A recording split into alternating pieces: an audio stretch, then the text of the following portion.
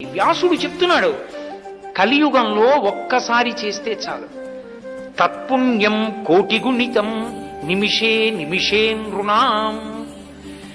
కృతయుగంలో 10 సంవత్సరములు చేస్తే వచ్చేటటువంటి పుణ్యమును కొన్ని కోట్లు పెట్టి మీరు గుణిస్తే వచ్చేటటువంటి పుణ్యం వెంకటేశ్వర స్వామి వారి దగ్గర ఇలా అనిల కనురెప్పలు దింపేస్తే చాలు.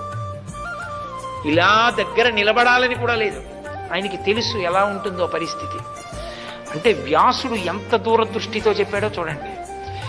వెంకటేశ్వరుడి ముందు కనురెప్ప ఎత్తితే ఇలా, కనురెప్ప ఇలా దింపేస్తే, అంటే దృష్టి ఇలా ఒకసారి నిలబడి ఇలా దింపితే అదే వెంకటేశ్వర దర్శనం. అలా ఎవరైనా చూసినట్లయితే, అలా చూసిన వారికి ఏం చేస్తానన్నారో తెలుసా?